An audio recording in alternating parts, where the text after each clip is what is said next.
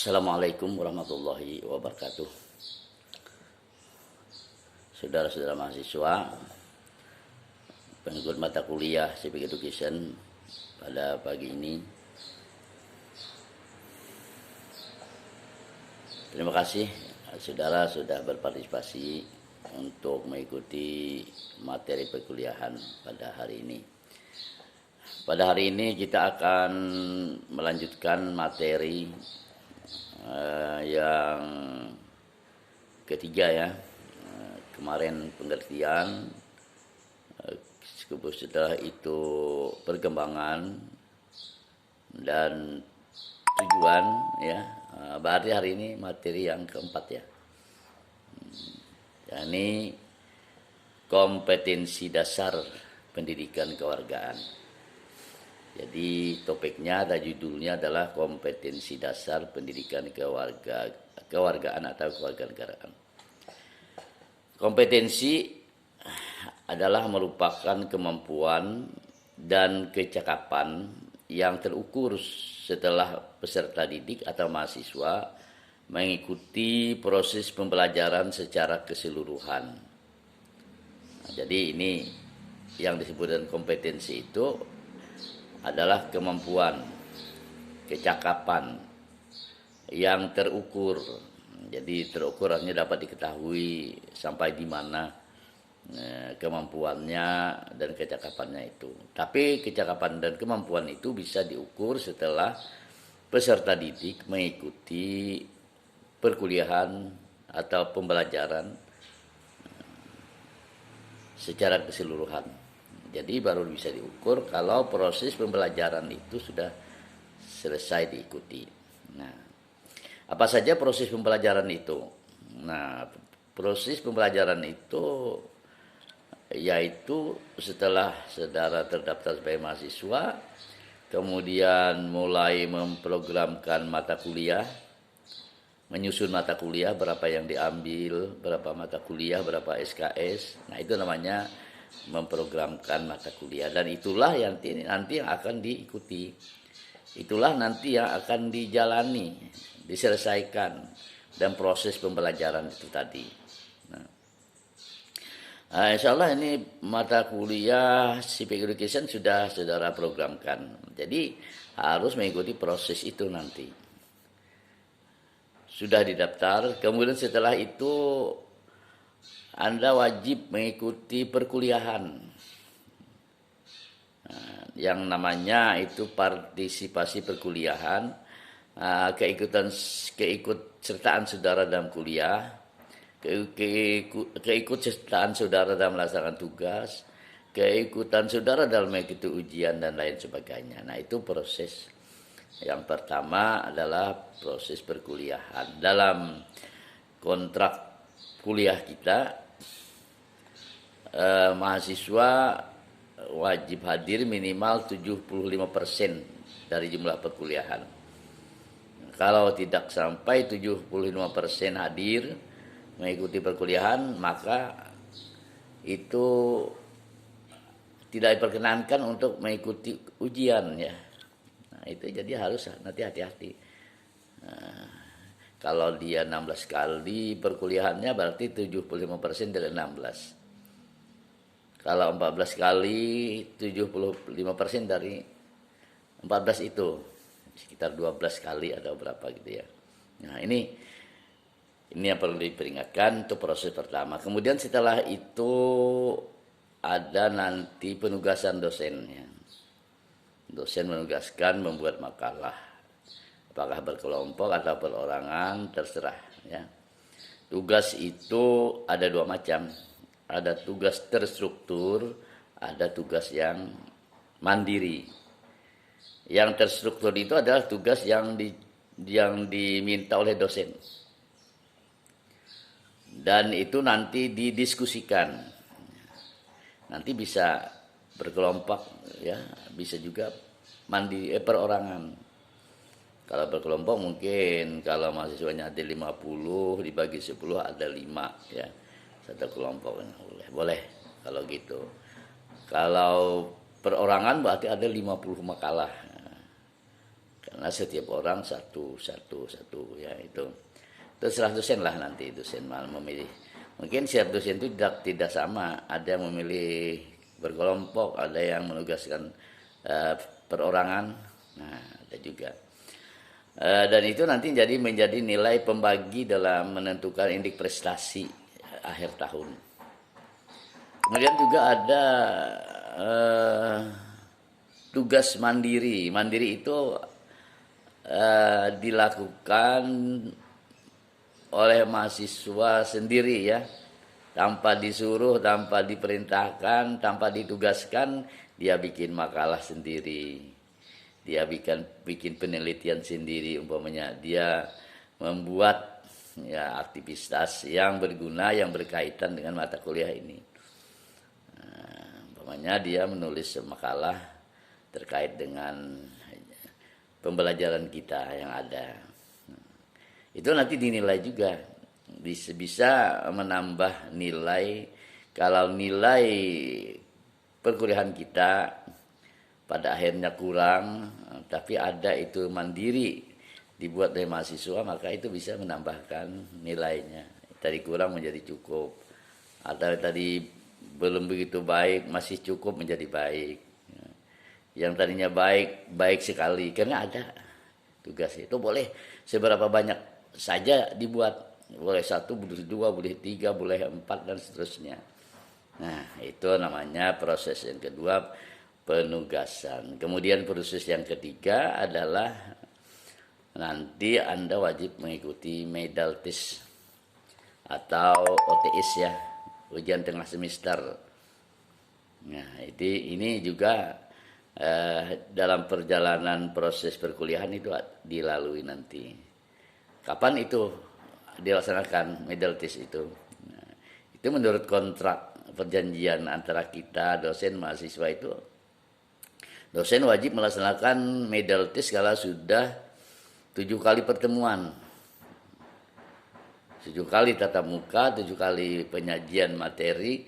Nah itu baru wajib dilaksanakan oleh dosen ujian tengah semester atau OTS atau medal test itu. Jadi tunggu aja. Ini kita baru yang ketiga ya. Masih ada 4 kali lagi baru kita melaksanakan medal test. Kemudian yang berikutnya adalah proses terakhir mungkin ini adalah final test ya. Final test ini ujian akhir atau disingkat dengan UAS ya.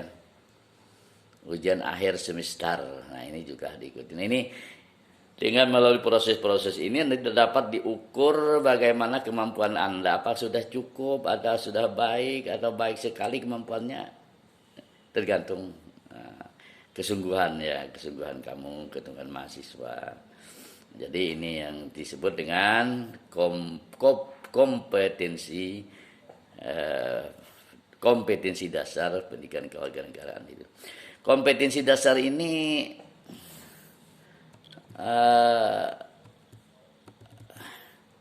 ada tiga macam ya. Ada 3 kompetensi dasar ini. Pertama namanya kemampuan yang disebut dengan civic knowledge. Yang kedua civic disposition. Yang ketiga civic skill.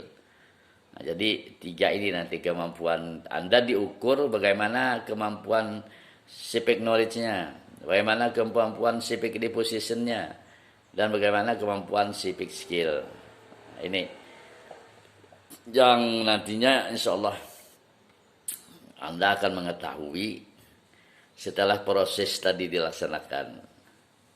Tugas dilaksanakan, kuliah diikuti, ujian di middle juga ikut, dan penal juga ikut. Nah, baru diketahui nanti kemampuan civic knowledge saudara. Civic knowledge tadi yang pertama, yang kedua civic disposition dan civic skill. Apa civic knowledge itu? Nah, kalau kita percepat aja. Civic knowledge itu adalah kecakapan dan kemampuan penguasaan pengetahuan kewarganegaraan, ya, kecakapan dan kemampuan penguasaan pengetahuan kewargaan atau kewarganegaraan. Jadi kalau Anda mampu menguasai pengetahuan kewargaan dengan baik, berarti civic knowledge-nya, kemampuan civic knowledge-nya bagus. Kalau tidak mampu menguasai pengetahuan kewarganegaraan, berarti civic knowledge-nya belum bagus, perlu perbaiki lagi. Jadi kecakapan dan kemampuan penguasaan pengetahuan kewarganegaraan itu disebut dengan civic knowledge. Knowledge itu KNOWLEDGE, knowledge. Kalau ditulis Indonesia ke knowledge gitu ya. Itu kemampuan menguasai pengetahuan kewarganegaraan itu. Pengetahuan kewarganegaraan yang dikuasai itu terkait dengan materi inti. Kemampuan penguasaan pengetahuan kewarganegaraan yang terkait dengan materi inti pendidikan kewarganegaraan. Materi inti pendidikan kewarganegaraan itu yang dikuasai. Ada berapa materi intinya? Nah, ini juga kalau kita lakukan, karena satu persatu nanti harus dikuasai. Materi inti pendidikan kewarganegaraan itu terbagi kepada 10 bab, 10 bagian mungkin dia. Pertama, pendahuluan. Ya. Itu materi inti yang pertama adalah pendahuluan, yang di dalam pendahuluan itu terdapat di situ pengertian, ya, pengertian, kemudian juga perkembangan, kemudian juga tujuan, kemudian dalam pendahuluan itu juga ada kompetensi dasar. Dan yang terakhir adalah paradigma civic education, itu yang terakhir. Jadi berarti kita sekarang mempelajari pendahuluan, baru pendahuluan. Pengertian sudah, perkembangan sudah, tujuan sudah, kompetensi sekarang kita pelajari. Dan nanti ada lagi materi intinya adalah paradigma. Ini yang pertama, yang termasuk dalam pendahuluan. Kemudian materi yang kedua, materi inti yang kedua adalah identitas nasional. Identitas nasional. Ciri-ciri khas bangsa kita ini apa? Nah, itu nanti identitas nasional ngarannya. Kemudian yang ketiga, negara.